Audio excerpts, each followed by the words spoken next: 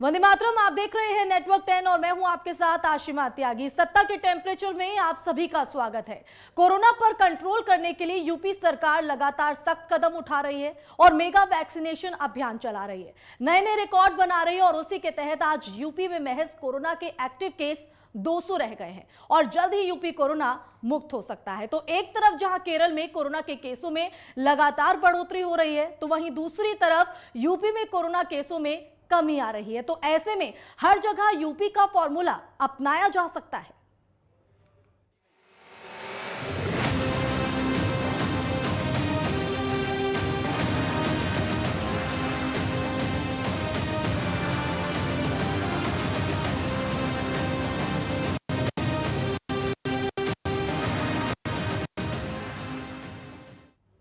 तो यूपी में testing, tracing और टीकाकरण की नीति की वजह से कोरोना की रफ्तार बहुत ही धीमी हो गई है।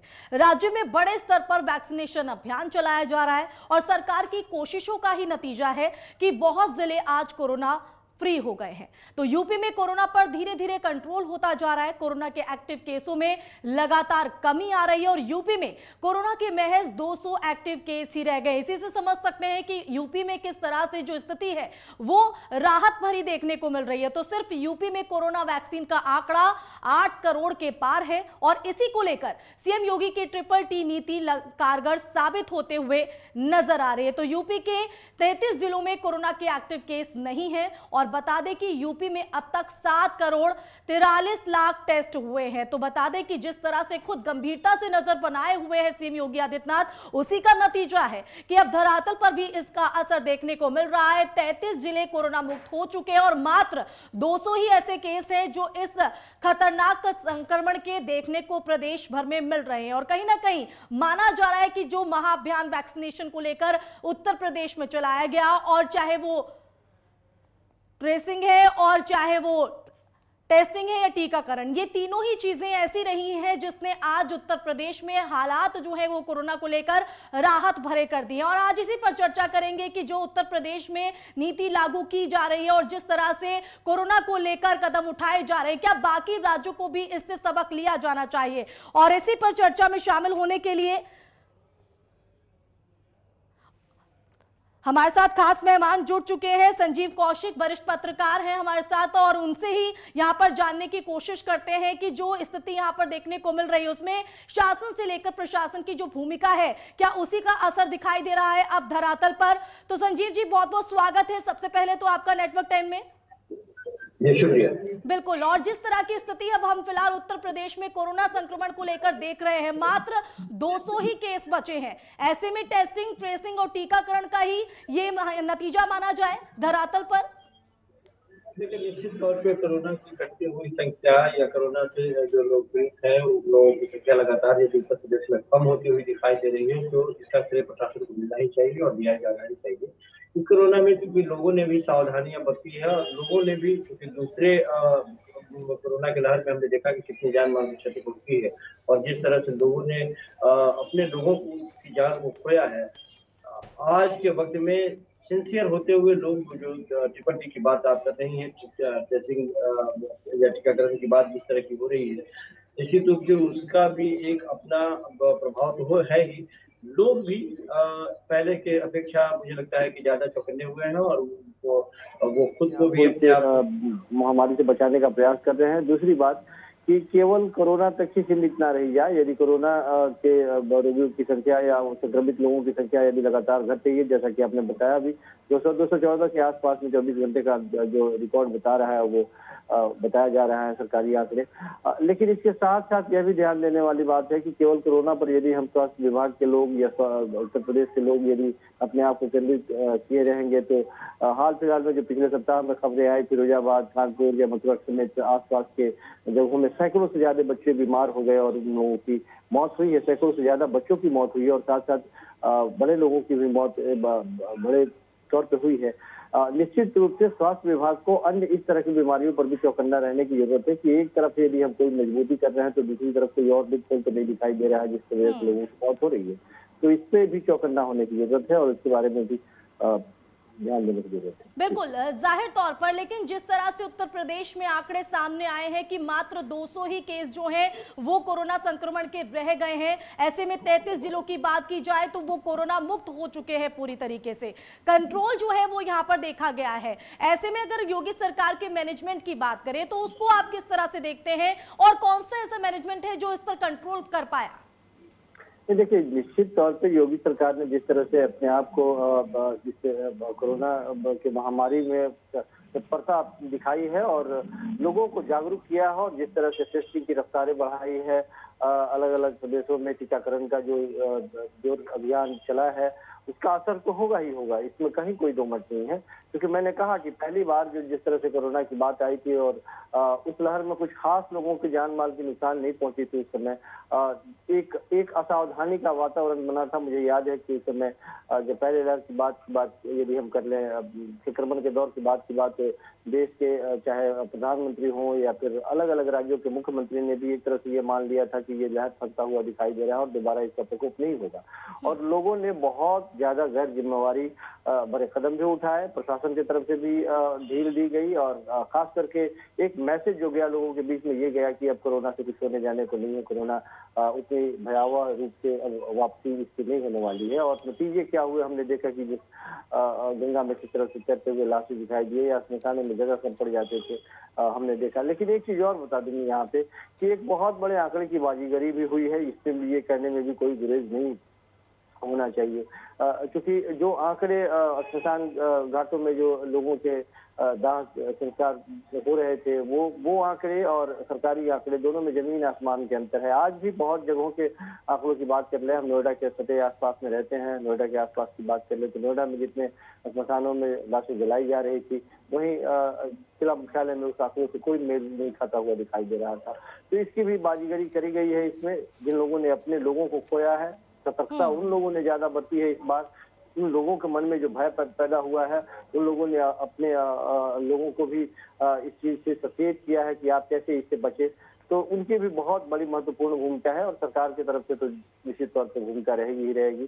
कोई मुख्यमंत्री जी बिल्कुल, health expert doctor Siddharth Gupta ji भी हमारे साथ जुड़ गए हैं। बहुत बहुत स्वागत है सिद्धार्थ जी आपका भी। और जिस तरह से उत्तर प्रदेश में अब कोरोना को लेकर कंट्रोल देखा जा रहा है, राहत भरी खबरें आ रही हैं, इस पर आपका क्या रिएक्शन?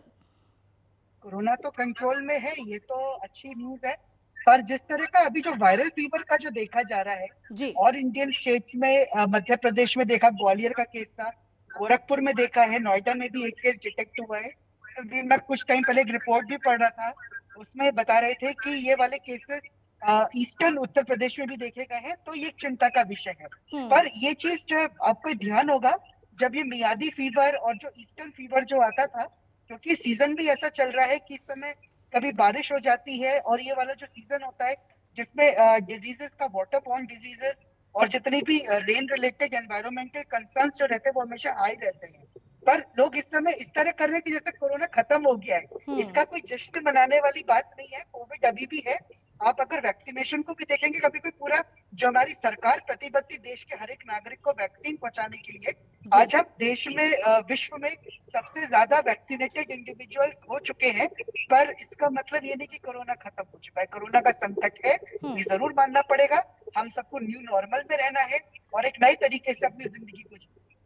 बिल्कुल, आपसे सावधानियों को लेकर भी बातचीत करेंगे, लेकिन संजीव जी आप ही के पास आना चाहती हूँ सवाल के साथ। जैसा कि आपने सुना होगा, सिद्धार्थ जी का साफ तौर पर कहना है कि बिल्कुल कोरोना से कहीं ना कहीं राहत जरूर मिल रही है, लेकिन अभी चिंता का विषय बना हुआ है, खतरा पूरी तरीके से टला नहीं है, सतर्क अभी भी रहने की जरूरत है। संजीव जी देखिए, इतिहास उठा के आप देख लीजिए, कोई भी महामारी जड़ से समाप्त नहीं होती है और उसके प्रभाव को ही थोड़ा निष्क्रिय होने में या कमजोर पड़ने में एक लंबा वक्त लगता है। जाहिर सी बात है कि हमारे जो जानकार हैं, वो एक्सपर्ट हैं, वो ये बता रहे हैं कि आपको कोरोना के साथ जीने की आदत डाल लेनी चाहिए। मतलब ये कि आप इससे 100% निजात नहीं पा सकते, आपको सावधानियां बरतनी होगी और लंबे समय तक आपको ये मान के चलना होगा कि ये आपके जीवन का एक अभिन्न अंग बन के अब रहेगा। लेकिन अपने आप को बचाए रखने के लिए आप जो कर सकती हैं, जो आपको गाइडलाइन दिए जा रहे हैं, जो प्रोटोकॉल की बात हो रही है, उसको ध्यान में रखना है, उसमें लापरवाही नहीं बरतनी है।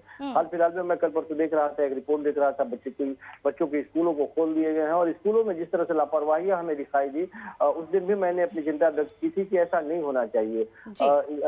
स्कूलों में जिस तरह से बच्चे बगैर मास्क के या फिर वहाँ पे जो सोशल डिस्टेंसिंग की बात है वो, या फिर वो बड़े आसानी से एक दूसरे से अपना टिफिन शेयर करते हुए दिखाई दे रहे थे। तो इन सब तमाम चीजों पर अभी ध्यान रखने की जरूरत है। हम जानते हैं कि बच्चों की पढ़ाई भी बहुत जरूरी है, हमारा काम भी बहुत जरूरी है, घर से बाहर निकलना भी बहुत जरूरी है, लेकिन इन सबों के बीच में और ये इसलिए भी जरूरी है संजीव जी, क्योंकि दूसरी लहर के दौरान जो स्थिति हमने देखी थी, कई लोगों की जान यहाँ पर गई थी और एक बार स्थिति ऐसी हो गई थी कि आउट ऑफ कंट्रोल हो गई थी। अब ऐसे में जिस तरह से आप स्कूल का भी जिक्र कर रहे हैं कि वहां पर भी कहीं ना कहीं कुछ चूक है, जरा सी चूक जान पर भारी पड़ सकती है ना। इसमें ना सिर्फ शासन और प्रशासन को बल्कि आम लोगों की भी भागीदारी जो है वो दिखाई देनी चाहिए, तभी इस जंग से निपटा जा सकता है।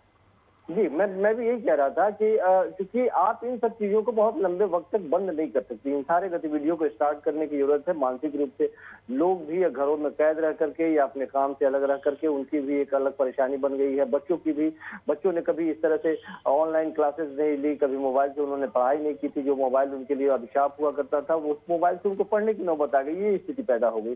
तो क्या पढ़ा है उन्होंने, क्या खोया, क्या पाया, ये तो बात की बात है।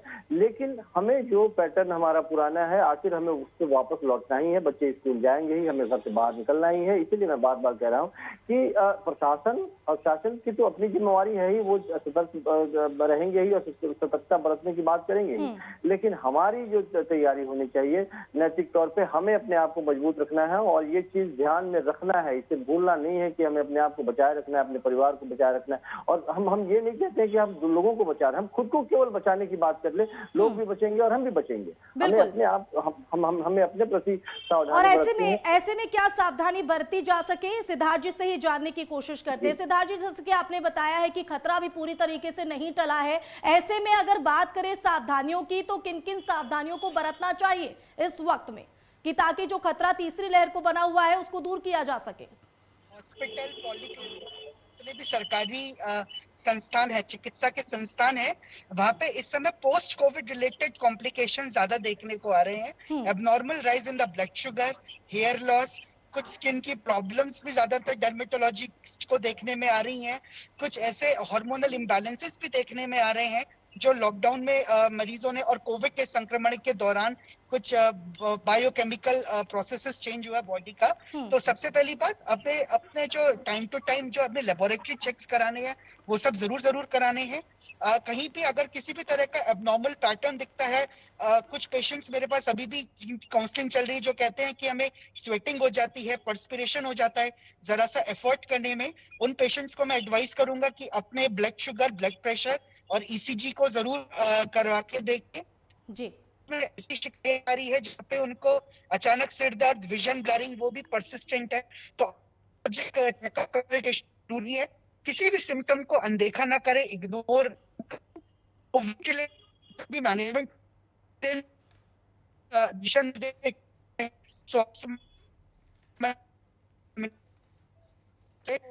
की तरफ से जितना भी हम लोगों को ब्रीफिंग मिलती रहती है, तो वही सब पब्लिक के साथ जानकारी को साझा करते हैं। और साथ में ये भी है कि कोविड से जिन जिन लोगों के वैक्सीनेशन अभी नहीं हुए हैं और जो एलिजिबल है उनको अपने वैक्सीनेशन जरूर लगवाने चाहिए।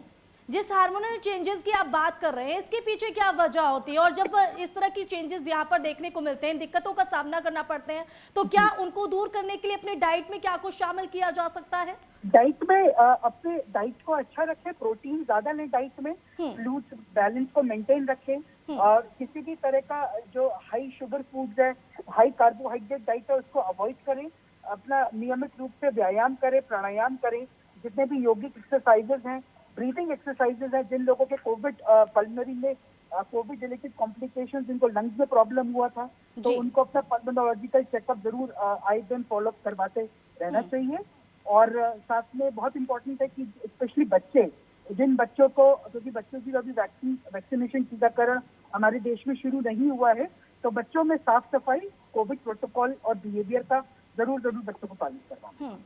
बिल्कुल, जाहिर तौर पर जिस चेंजेस की आपने बात की हम उसको भी समझना चाहेंगे, क्योंकि ये भी देखा जा रहा है कि वैक्सीन को एक सबसे बड़ा हथियार माना जा रहा है, लेकिन वैक्सीन लगने के बाद जो प्रॉब्लम यहाँ पर हो रही है वो कहीं ना कहीं लोगों को वो भी डरा रही है, और ऐसे में लोग कतरा रहे हैं। कहीं कहीं अभी भी कुछ लोग ऐसे हैं जो वैक्सीन लगवाने से कतरा रहे हैं। उनका ये कहना है कि कहीं ना कहीं जो बुखार चढ़ रहा है वो कहीं ना कहीं उसका साइड इफेक्ट उनके बॉडी पर पड़ सकता है। ऐसे लोगों को आप क्या कहना चाहेंगे, क्या मैसेज देना चाहेंगे, और साथ ही जो चेंजेस की आपने बात की है वो वजह भी आपसे समझना चाहते हैं, दर्शकों तक की पूरी बात पहुंचे। किसी भी अफवाह पे विश्वास नहीं करना है। वैक्सीन पूरी तरह से सेफ और सुरक्षित है। सबसे पहली बात, प्राथमिकता आईसीएमआर और एम्स और ministry of health and family welfare ने बता रखा है कि आज देश के नागरिकों के पास, चाहे वो कोवैक्सीन हो, मेड इन इंडिया हो, स्पुतनिक जो आई हुई है, इवन कोविशील्ड हो, सारी की सारी वैक्सीन के क्लिनिकल ट्रायल बहुत अच्छे सेफ्टी के द्वारा ही उसके बाद ही उतारा गया है। तो वैक्सीन की जो डोजेस लगनी है वो तो लगवाना ही लगवाना है।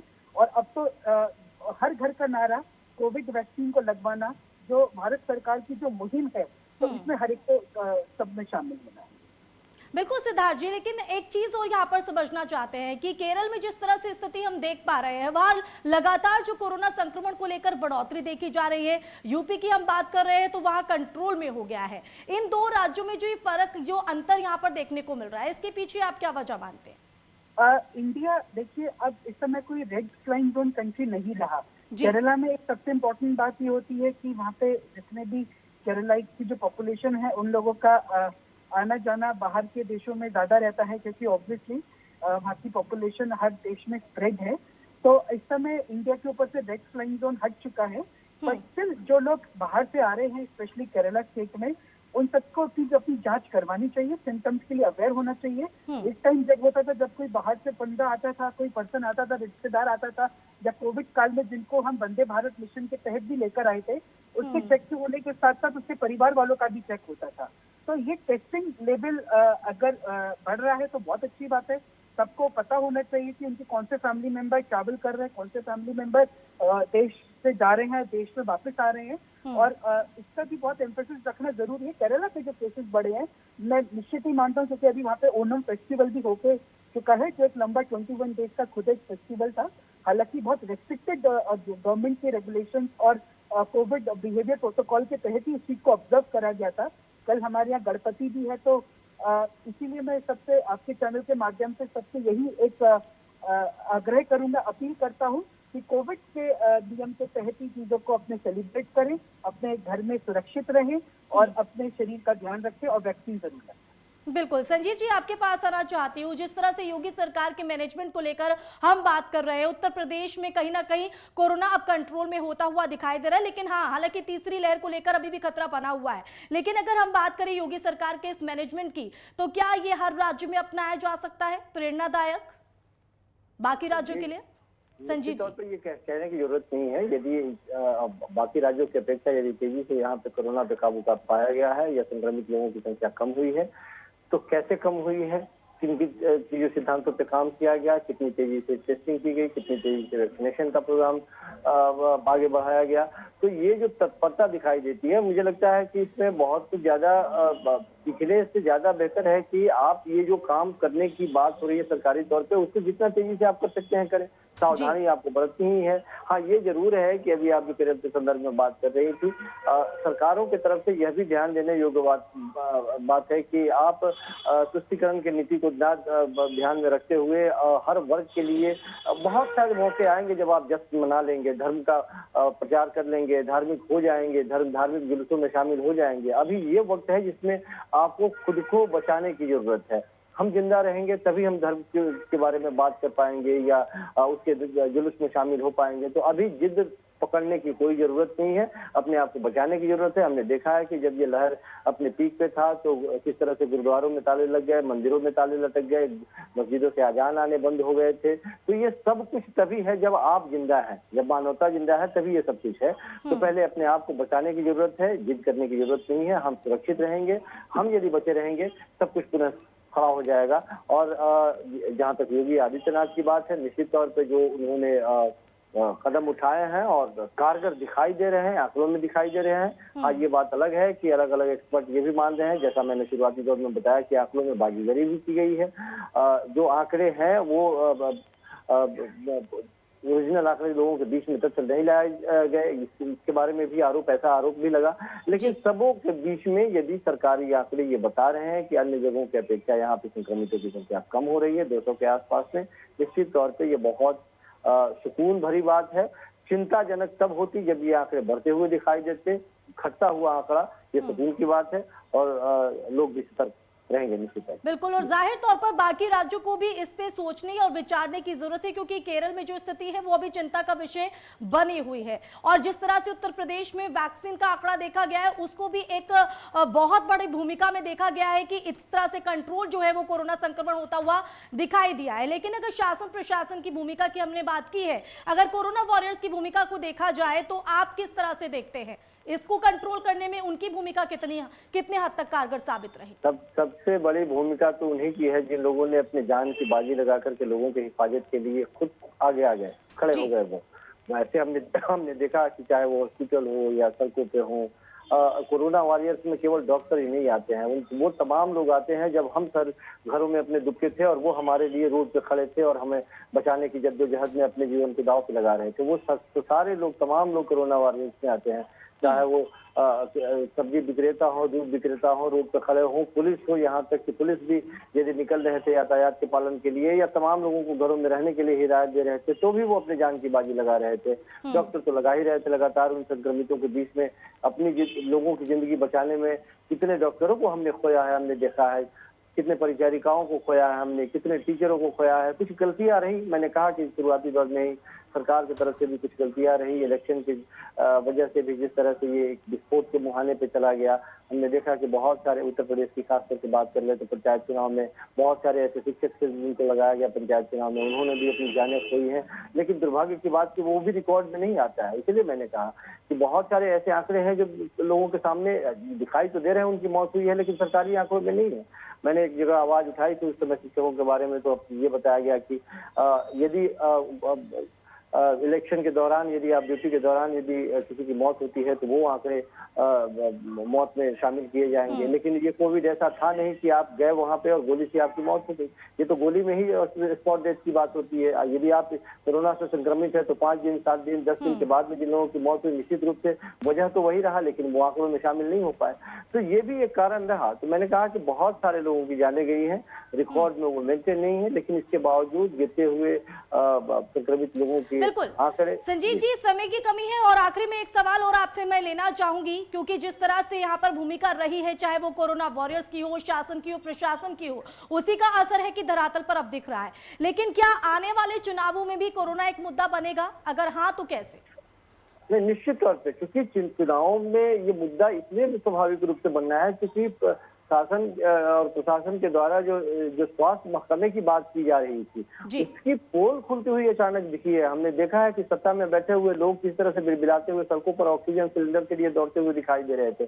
सत्ता पक्ष के लोग पैरवी करते हुए दिखाई दे रहे थे कि हमारे कोई अपने परिजन है, उनको कहीं से ऑक्सीजन मिल जाए, हॉस्पिटलों में बेड मिल जाए।